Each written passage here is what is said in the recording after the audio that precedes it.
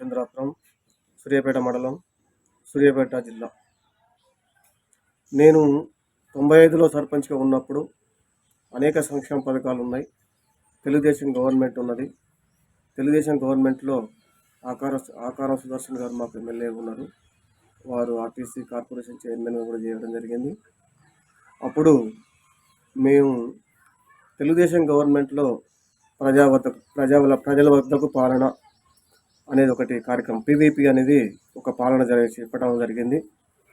అదే కాకుండా ఆ రోజు కూడా contribution works 30% contribution, 10% contribution works SC కాలనీలో ఎస్సీ వర్క్లు చేసిన దాంట్లో కంట్రిబ్యూషన్ వర్క్ ఎస్సీ కాలనీలో కానీ ఎస్సీ సంబంధించిన బజార్లు కానీ అక్కడ మొత్తం కూడా 10% కంట్రిబ్యూషన్స్ జనరల్ వార్డులో చేస్తే అది 30% కంట్రిబ్యూషన్గా చేయడం జరిగింది. అట్లాంటి విషయాలలో కూడా 10% కంట్రిబ్యూషన్ను 30% కంట్రిబ్యూషన్ను కూడా చాలా ఉపయోగించుకోవడం జరిగింది. ఆ రోజుల్లో కూడా నేను దాదాపుగా 20 లక్షల కంట్రిబ్యూషన్ వర్క్స్ మాత్రం చేయడం జరిగింది. ఇంకా చెప్పాలంటే అప్పుడు జీపీ ఫండ్స్ కానీ అతి తక్కువ ఉన్నది. మనకు ఫైనాన్స్ అప్పుడు 11th ఫైనాన్స్ ఉండే, చాలా తక్కువ ఉంది అప్పుడు కూడా. ఆ తక్కువ సమయంలో కూడా ఆ తక్కువ దాన్ని కూడా విలేజ్లో చాలా డెవలప్ చేయడం జరిగింది. నేను సైడ్ రెంట్స్ పోతే స్కూల్ బిల్డింగ్స్, అంగన్వాడీ బిల్డింగ్స్ చాలా కట్టడం జరిగింది. రత్నాపురంలో కూడా నా గ్రామ పంచాయతీ పరిధి కాబట్టి రత్నాపురంలో స్కూల్ బిల్డింగ్ కట్టడం జరిగింది, ప్రహరీ గోడ కట్టడం జరిగింది, సైడ్ రెంట్స్ కట్టడం జరిగింది, అనేక సంక్షేమ పథకాలు చేయడం జరిగింది. నేను కూడా ఆ రోజుల్లో కూడా ఒక పాలసీ ఒక ఆదర్శంగా తీసుకున్నా. ఎట్లా అంటే ఒక మండలానికి ఈ మండలంలో కూడా మన గ్రామ పంచాయతీ అది మంచి పేరు ఉండాలనే ఉద్దేశంతో ఒక వార్డుకు ఒక పని ఏదైనా సరే ఒక పని చేయాలి. ఒక ఇంటికి ఒక పని, ఆ ఇంట్లో ఏదో ఒక పని చేయాలి.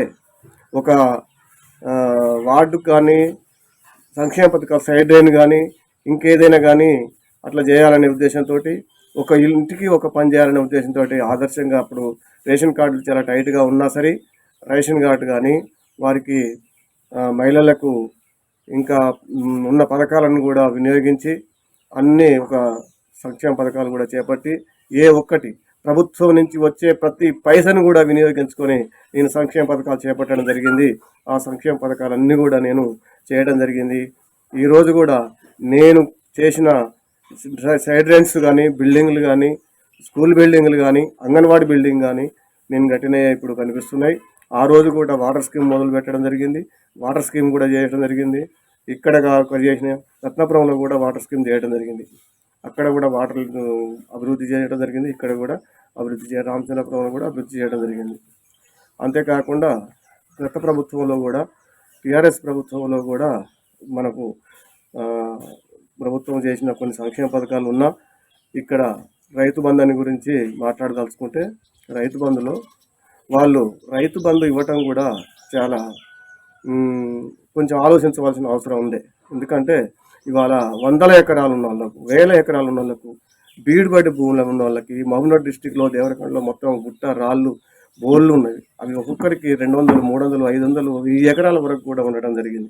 వాటన్నిటికి కూడా రైతు బంధు ఇవ్వడం జరుగుతుంది. అట్లా కాకుండా మంచిగా మన అభివృద్ధి చేయాలనుకుంటే చిన్న సన్నకారు రైతులు ఉన్నారు, అరెకరం ఉన్నాడు, ఎకరం ఉన్నాడు, 10 గుంటలు ఉన్నాడు, 2 ఎకరాలు ఉన్నాడు, 3 ఎకరాలు ఉన్నాడు, వాళ్ళందరినీ కూడా 100 ఎకరాలను తీసేసి ఒక కటాఫ్ని తీసుకొచ్చి 5 ఎకరాల 10 ఎకరాల తీసుకొచ్చి ఒక 10 ఎకరాల వరకు లిమిట్గా పెట్టుకొని ఈ 10 ఎకరాలనే మనం చేసుకొని ఆ వచ్చిన అమౌంట్ మొత్తం కూడా 10 ఎకరాలకు మించి ఉన్న అమౌంట్ మొత్తం కూడా ఈ 10 ఎకరాల లోపు వాళ్ళకి కేటాయించి దాన్ని పెంచి ఎక్కువగా చేసి ఆ యొక్క అమౌంట్ని 10 ఎకరాల లోపు ఉన్న వాళ్ళకే చేస్తే ఈరోజు బ్రహ్మాండంగా అది రైతు బంధు అనేది కూడా సక్సెస్ అయ్యేది. ఇంకోటి ఏంటంటే వాళ్ళు చేసింది రైతు బంధు కూడా ఏ రకంగా చేశారంటే ఇప్పుడు ఆ రోజు కాంగ్రెస్ గవర్నమెంట్లో తెలుగుదేశం గవర్నమెంట్లో అనేక పథకాలు, అన్ని సబ్సిడీ పథకాలు ఉన్నాయి రైతులకు. మన పిండి బస్తాలు కానివ్వండి, వేరుశనగ కానివ్వండి, పెసర్లు కానివ్వండి, బొబ్బర్లు కానివ్వండి, ఇంకా అనేక రకమైన ఈ ధాన్యం కూడా వడ్లు కానివ్వండి, పిండి బస్తాలకు కూడా అన్నిటికి కూడా సబ్సిడీ ఇవ్వడం జరిగింది. ఇంకా ట్రాక్టర్లకు కల్టివేటర్స్ కానివ్వండి, వీల్స్ కానివ్వండి, ఇంకా రకరకాలుగా ఉన్న పరికరాలు కూడా మొత్తం సబ్సిడీ ఇవ్వడం జరిగింది. అట్లాంటి సబ్సిడీలు ఇప్పుడు ఏం లేకుండా సబ్సిడీలు మొత్తం కట్ చేసి ఆ రోజు సబ్సిడీ మొత్తం తీసిపారేసి రైతు బంధు అని పెట్టడం జరిగింది. ఆ రైతు బంధు ఇప్పుడు ఎవరికి ఉపయోగపడుతుంది అంటే పెద్ద రైతులకు, వందలాది ఎకరాలు ఉన్న రైతులకే ఉపయోగపడ్డది, కానీ చిన్న సన్నకారు రైతులకు ఒరిగింది ఏం లేదు. ఎందుకంటే వాళ్ళు పెంచిన పిండి బస్తాల రేట్లకు, పెంచిన మందులకి, వాటికి అన్నిటికీ ఆలోచించదలుచుకుంటే ఆ యొక్క వచ్చిన అమౌంట్ వారికి సబ్సిడీల కంటే అతి ఘోరంగా ఎడమ చేత తీసుకొని కూడ చేత ఇచ్చినట్టు అయింది.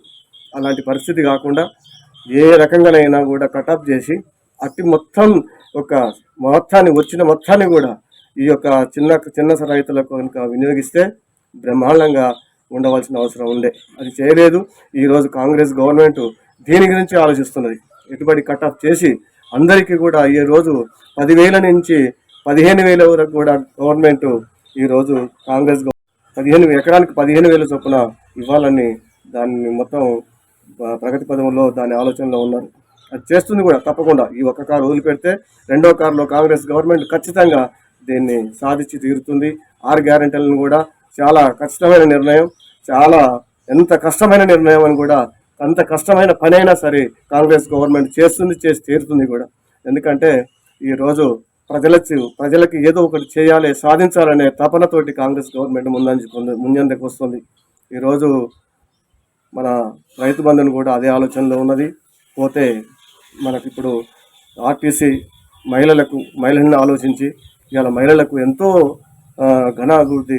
మహిళలకు ఇవాళ ఈరోజు ఎక్కడికి పోవాలన్నా, ఏ దేవుని కాడికి పోవాలన్నా, ఎక్కడికి తన పిల్లవాళ్ళు చదువుకుంటున్నారు, ఒక రాష్ట్రంలో ఉన్నారు కాదు, ఇప్పుడు ఒక హైదరాబాద్, ఇక్కడ సూర్యాపేట ఉన్నది, హైదరాబాద్ పోతున్నారా, విజయవాడకు పోతున్నారా, పిల్లలు ఎక్కడో దూరంగా చదువుకుంటున్నారు. ఒక గుడి ఉన్నది, దేవుని గుడికి పోవాలి, ఒక భద్రాచలం పోవాలన్నా, తిరుపతి పోవాలన్నా, లేకపోతే యాదగిరిగుట్టకు పోవాలన్నా, ఎక్కడికి పోవాలన్నా కూడా ఆ యొక్క మహిళలు ఈరోజు ఖర్చులు, బస్ కిరాయాలు అదనంగా పెరిగిన బస్ కిరాయాలకు భయపడి ఎక్కడికి కూడా పోకుండా ఉండే.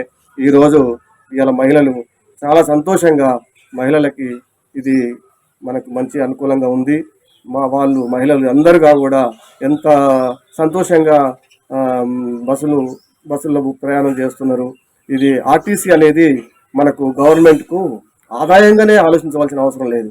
ఆర్టీసీ అనేది ఒక సేవా సంస్థగా తీసుకోవాలి. ఎందుకంటే మనం ప్రతి ఒక్కదాన్ని ఆదాయం రావాలి గవర్నమెంట్కు అని ఆలోచించవలసిన అవసరం లేదు. ప్రతిదీ ఆర్టీసీ అలా మనకు ఖచ్చితంగా మన ఆర్టీసీ సేవా సంస్థగానే పరిగణించి దాన్ని సేవా సంస్థగానే ఉపయోగించవలసిన అవసరం ఉన్నది. అట్లాంటి పరిస్థితి చేస్తున్నాడు. ఇంకోటి ఏంటంటే కరెంటు ఒకటి ఉచిత కరెంటు అంటే 200 యూనిట్ల వరకు ఉచిత కరెంటు ఇస్తున్నది. అంటే ఆ యొక్క ఉచిత కరెంటు 200 యూనిట్ల వరకు అంటే ఈరోజు దాదాపుగా ప్రభుత్వం మీద ఎంత భారం పడుతుందో కూడా మనకందరికీ తెలిసిన విషయమే.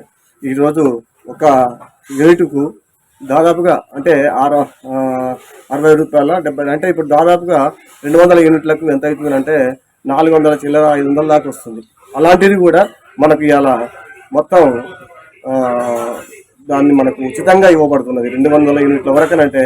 చాలా వరకు ఇలా పల్లెటూళ్ళల్లో ఒక మిల్లులు కానివ్వండి, లేకుంటే మామూలుగా మినీ మోడర్న్ రైస్ మిల్లులు కానివ్వండి, లేకుంటే ఇంకా అనేక ఫారాలు కానివ్వండి, బిజినెస్ పరంగా వీళ్ళు పెట్టుకునే కాకుండా రైతులకైతే ఈ పెట్టుకునే ఈ బల్బులకి, ఈ లైట్లకి, వాళ్ళు మామూలుగా పెట్టుకునే ఫ్రిడ్జి వాటికి కూడా, మామూలుగా ఫ్రిడ్జీలకు కానివ్వండి, లేకపోతే మామూలుగా కూలర్స్ కానీ మామూలుగా పెట్టుకుని మామూలుగా నడుపుకుంటే ప్రతి ఒక్క రైతుకు, చిన్న సన్నకారు రైతులందరికీ కూడా ఉపయోగపడే పథకం ఇది. 200 యూనిట్లు ఇవాళ మనకు ఉచితంగా గవర్నమెంట్ కరెంటు ఇవ్వగలుగుతుందని అంటే ఉచితంగా చాలా ఒక మంచి పథకం ఇది. మంచి ఆలోచించవలసిన విషయం. అందుకనే ఇంకోటి ఏంటంటే ఇవాళ మామూలు మహిళలకి, అందుబాటులో లేని మహిళలకి, వాళ్ళకు కూడా నెలకి 2,500 రూపాయలు కూడా వాళ్ళకు ఉచితంగా ఇవ్వబడుతుంది. దానికి కూడా చాలా సంతోషించాల్సిన విషయం. ఇంకోటి ఏంటంటే ఓల్డేజ్ పెన్షన్స్. ఇవాళ ఓల్డేజ్ పెన్షన్స్ నేనే పెంచినా, టీఆర్ఎస్ గవర్నమెంట్ అంటున్నది, నేనే పెంచినా, నేను టీఆర్ఎస్ గవర్నమెంట్లో నేను చేసినా, నేను ఈ పథకాన్ని తీసుకొచ్చినా, ఈ పెన్షన్స్ పథకాన్ని తీసుకొచ్చినా అంటున్నాడు. కానీ పథకాన్ని తీసుకొచ్చింది కాంగ్రెస్ గవర్నమెంట్ ఈ పెన్షన్స్ తీసుకొచ్చింది. వైఎస్ రాజశేఖర రెడ్డి గారు ముఖ్యమంత్రిగా ఉన్నప్పుడు ఈ పెన్షన్స్ అనేది 40 రూపాయల నుంచి మొదలైంది. 40 రూపాయల నుంచి మొదలయ్యి 200 వరకు కాంగ్రెస్ గవర్నమెంట్ చేసింది. ఆ రోజు ఉన్న రేట్లను ప్రకారం కూరగాయల రేట్లు కానివ్వండి, పోతే కిరాణా సరుకులు కానివ్వండి, ఇంకా వగైరా వగైరా సరుకులు ఏదైనా కొనాలా కూడా ఆ రోజుల్లో 200 రూపాయలు పెడితే వచ్చిన సరుకే ఇవాళ 2000 రూపాయలు పెడితే రావట్లేదు. అలాంటి పరిస్థితి కాంగ్రెస్ గవర్నమెంట్లో ఆలోచించవలసిన లేదు. ఏడేలా దాన్ని మళ్ళీ 2000 ఇస్తే గవర్నమెంట్కు సరిపోతుంది లేదనే ఆలోచనతోటే ఇవాళ కాంగ్రెస్ గవర్నమెంట్ దాన్ని 4000 రూపాయల వరకు కూడా పెంచి దాన్ని అమలు చేయడం కోసం అన్ని కసరత్తులు చేయడం జరుగుతుంది. ఇలాంటి కార్యక్రమాలు చేస్తున్న కాంగ్రెస్ గవర్నమెంట్ రేపు ఎంపీ ఎలక్షన్లో కూడా అత్యధిక మెజార్టీ వచ్చే అవకాశం ఉన్నది. యొక్క మనకున్న స్థానాలను మొత్తం 17 స్థానాలలో కూడా మన గవర్నమెంట్ దాదాపుగా 1-2 స్థానాలు ఏమన్నా పోతే చెప్పలేం, కానీ పూర్తిగా ఈ స్థానాలు కూడా మనకు కాంగ్రెస్ గవర్నమెంట్కే వస్తుందని ఖచ్చితంగా నేను నమ్ముతున్నాను. జనం కూడా అదే ఆలోచనలో ఉన్నారు. ఇంకా సంక్షేమ పథకాలు చెప్పాలంటే ఇంకా గవర్నమెంట్ ఈరోజు ఉద్యోగాలు వస్తే కాంగ్రెస్ గవర్నమెంట్ టీఆర్ఎస్ గవర్నమెంట్ చేయలేని 2 లక్షల ఉద్యోగాలు ఇస్తామని టీఆర్ఎస్ గవర్నమెంట్ చెప్తే ఆ రోజు సాధ్యం కాలేదు. ఈరోజు ఖచ్చితంగా సాధ్యంగా టీఆర్ఎస్ కానివ్వండి, ఉద్యోగాలు కానివ్వండి, ఖచ్చితంగా కాంగ్రెస్ గవర్నమెంట్ చేసి తీరుతుంది. ఆ పథకంలోనే ఇవాళ ముఖ్యమంత్రి రేవంత్ రెడ్డి గారు దాన్ని కసరత్తుగా చేస్తూ మంచి యుద్ధ ప్రాతిపదిక మీద కూడా ఈ పథకాన్ని చేపట్టి ఉద్యోగాలు కూడా మొత్తం చేయడం జరుగుతుంది. మొన్ననే లేటెస్ట్గా మనకు 6700 చిల్లర, దాదాపు 6000 చిల్లర ఉద్యోగాలు మనకు డాక్టర్ల నియామకంలో కానివ్వండి, నర్సింగ్ నియామకంలో కానివ్వండి, వాటి విషయాలలో కూడా మొత్తం మననే చేయించడం జరిగింది. కానిస్టేబుల్ పోలీసు వ్యవస్థలో కూడా కొన్ని ఉద్యోగాలు చేయడం జరిగింది. ఇంకా కూడా చేయాలనుకుంటే ఇప్పుడు రేపు ఉన్న ఎక్కడ ఉన్న ఖాళీ పోస్టులు మొత్తం కూడా భర్తీ చేసి ఇలా కాంగ్రెస్ గవర్నమెంట్ ఉద్యోగాలు కూడా 2 లక్షల వరకు కూడా ఖచ్చితంగా చేసే అవకాశం కనిపిస్తున్నది. ఇంకోటి ఏంటంటే 2 లక్షల రూపాయలు రుణమాఫీ ఇస్తానని ప్రకటించిన కాంగ్రెస్ గవర్నమెంట్ ఖచ్చితంగా రుణమాఫీకి కోసం కూడా చాలా ప్రయత్నాలు చేస్తూ దాని మీద కూడా చాలా కసరత్తు చేస్తున్నది. ఈరోజు ఖచ్చితంగా 2 లక్షల రూపాయలు ఉచిత రుణమాఫీలు కూడా ఖచ్చితంగా ఇవ్వడం జరుగుతుంది. అంతేకాకుండా మహిళలకు కూడా ఇప్పుడు మనకు చేయవలసిన పనులు ఇంకా ఏమున్నాయి, ఇంకా చేయవలసిన అవసరం ఉన్నది. ఏ రకంగా మనకు రైతులు సన్నకారు రైతులకు కానీ మహిళలకు కానీ ఏం పనులు చేస్తే మనకు రాష్ట్రం అభివృద్ధి చెందుతుందో వాటన్నిటి కోసం కూడా కాంగ్రెస్ గవర్నమెంట్ ఆలోచనలో పడి కసరత్తు చేస్తూ ఆలోచనల ప్రకారంగా ఖచ్చితంగా ఇస్తానన్న చెప్పిన 6 గ్యారంటీలను ఖచ్చితంగా అమల్లోకి తీసుకొస్తుంది. దాంట్లో ఎలాంటి డౌట్ లేదు. అలా టీఆర్ఎస్ గవర్నమెంట్ చెప్తున్నది ఒక ఉద్యోగం వాళ్ళు ఇచ్చేది పెట్టుకుంటుందంటే ఉద్యోగాలు ఇస్తామని చెప్తున్నారు. ఉద్యోగాలు ఇస్తామని చెప్తూ వాటికి ఉద్యోగాలు ఏమంటే పేపర్ ప్రకటన వేయటం, మళ్ళా వాళ్ళ దాంట్లోనే కోర్టుకు పోయి ఆ ఉద్యోగాలను ఆపటం, అట్లా ఉద్యోగాలు ఇవ్వకుండా కూడా సర్వం ఇవాళ విద్యార్థులను మోసం చేసి మోసపూరితమైన మాటలు చెప్పి 10 సంవత్సరాలు పరిపాలన చేసిన ఈ టీఆర్ఎస్ గవర్నమెంట్ ఇంకా కూడా వాళ్ళకు ఉద్యోగాలు లేకున్నా, పిల్లలకి ఉద్యోగాలు లేకపోయినా వాళ్ళ ఉద్యోగాల కోసమే ప్రయత్నపడుతున్నారు. ఎమ్మెల్యే కావాలి, నేను మంత్రిని కావాలి, నా తమ్ముడు మంత్రి కావాలి, నా అన్న మంత్రి కావాలి, నా కొడుకు మంత్రి కావాలి, నా బిడ్డ మంత్రి కావాలి, వాళ్ళ ఉద్యోగాల కోసం తాపత్రయపడుతున్నారే తప్ప ఎమ్మెల్యేలు కూడా నాకు ఎమ్మెల్యే పదవి కావాలనే తాపత్రయపడుతున్నారు తప్ప ఎవరి కోసం, ప్రజల కోసం కష్టపడే కాంగ్రెస్ గవర్నమెంట్ లాగా కష్టపడే ప్రయత్నం వాళ్ళది కాదు. టీఆర్ఎస్ ప్రభుత్వం ఏమైనా వాళ్ళ కోసమే ఉద్యోగాలు రావాలనే, వాళ్ళ ఉద్యోగాలు కాపాడటం కోసమే సరిపోతుంది తప్ప ఈ ప్రజల గురించి ఆలోచించే పరిస్థితుల్లో వాళ్ళు లేరు. కాబట్టి ఖచ్చితంగా ఎంపీ ఎలక్షన్లో కూడా అతి మెజార్టీతోటి ఘన విజయాన్ని కూడా కాంగ్రెస్ గవర్నమెంట్ ఇలా సాధిస్తుంది. కాంగ్రెస్ ఒక రాష్ట్రంలో కాకుండా రేపు కేంద్రంలో కూడా రాజీవ్ గాంధీ ప్రధానమంత్రి అవుతాడు. ఖచ్చితంగా కాంగ్రెస్ గవర్నమెంటే వస్తుంది. కాంగ్రెస్ గవర్నమెంట్ ఇప్పటికే చాలా డెవలప్ అయినది. ఇలా కర్ణాటక కానివ్వండి, ఇలా తెలంగాణ కానివ్వండి, మా యొక్క ఇప్పుడు వేరే రాష్ట్రాలలో కానివ్వండి చాలా వరకు పుంజుకున్నది. ఖచ్చితంగా కాంగ్రెస్ గవర్నమెంట్ రాష్ట్రంలో కాకుండా దేశంలో కూడా వచ్చే అవకాశాలు ఉన్నాయి. కాబట్టి ఇప్పుడు మీ జనాలందరూ కూడా ఆలోచించవలసిన అవసరం ఏంటంటే ఖచ్చితంగా మీరందరూ కూడా చేయి గుర్తుకు కాంగ్రెస్ పార్టీకి ఓటేసి అత్యధిక మెజార్టీ తోటి ఎంపీ ఎలక్షన్లో మన గవర్నమెంట్ను సాధించే అవకాశంగా మీరందరూ ఆలోచించి నిర్ణయం తీసుకొని డెవలప్మెంట్ చేయాలనుకున్నా చేస్తున్న కాంగ్రెస్ గవర్నమెంట్ పార్టీకి ఓటేసి మీరందరూ గెలిపించవలసిందిగా ప్రార్థిస్తున్నాను. ఇంకో విషయం ఏంటంటే మనకు ఎన్నో రకాలుగా ఎన్నో అభివృద్ధి పని చేస్తున్న మనకి బీఆర్ఎస్ వాళ్ళు ఎన్నో రకాలుగా మోసపూరితమైన మాటలు చెప్పి సంపాదించుకున్న డబ్బు ఉన్నది కదా, దాంట్లో ఒక 10% 5% వేల కోట్ల కుంభకోణాలతోటి వేల కోట్లు సంపాదించుకున్నారు. ఇలా బీఆర్ఎస్ ప్రభుత్వం బీఆర్ఎస్ వాళ్ళు సంపాదించుకున్నారు. ఇవాళ బీఆర్ఎస్ ప్రభుత్వం ఎట్లున్నదంటే ఇప్పుడు ఒక మంగళాయనంట అతని మంగళపేటలో ఒక బంగారం ముద్ద పెట్టుకున్నాడంట.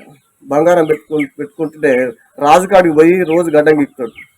రాజుకాడికి పోగానే ఆ మంగళాయన ఏమన్నాడు, రాజు ఏమంటుండే, రే బాబు ఎట్లున్నారా నువ్వు ఇంటిని తిరుగుతావు, గడ్డాలు గీక్తావు, మరి ఎట్లుందిరా రాష్ట్రం అంటే, ఏంది ఎక్కడిది రాజు, దేశం మొత్తం పచ్చగా నిగనిగలాడుతుంది, చాలా అభివృద్ధి ఉన్నది, డెవలప్మెంట్ ఉన్నదని చెప్పినాడు.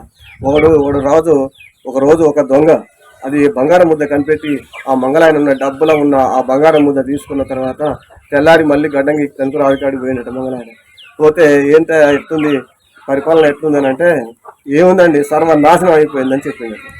అంటే వాని కాడ బంగారం ముద్ద ఉన్నప్పుడేమో ఆడు పచ్చగా నిగనిగలాడుతుందని చెప్పిండు, ఇవాళ ఆ బంగారం ముద్ద పోయేసరికల్లా దేశం దరిద్రం అయిపోతుందని చెప్తుంది. ఇవాళ బీఆర్ఎస్ గవర్నమెంట్ కూడా అదే పరిస్థితి. వాళ్ళ కాడ గవర్నమెంట్ ఉన్నప్పుడు రాష్ట్రం బ్రహ్మాండంగా ఉందని చెప్తున్నాం. అయితే అది వాళ్ళ అధికారం ఎప్పుడైతే పోయిందో, కాంగ్రెస్ గవర్నమెంట్కి అధికారం ఎప్పుడైతే వచ్చిందో రాష్ట్రం దివాలా తీసిందని చెప్తున్నాడు. ఆ దివాలా తీసే ప్రభుత్వం ఎట్లా వచ్చింది? అసలు కాంగ్రెస్ గవర్నమెంట్ కు ఈ రోజు పైసలు లేక ఎంత అభివృద్ధి చేయాలనుకుని మనసు ఉన్నా కూడా మార్గాలు వెతుకుతూనే ఉన్నది. ఆ మార్గాలు వెతికి ఖచ్చితంగా 6 గ్యారెంటీలను కూడా అమలు చేస్తుంది. బీఆర్ఎస్ ప్రభుత్వం ఇవాళ మొత్తం కూడా ఎమ్మెల్యేలు కానివ్వండి, మంత్రులు కానివ్వండి, ఉన్న రాష్ట్రాన్ని మొత్తం దోసుకొని సర్వనాశనం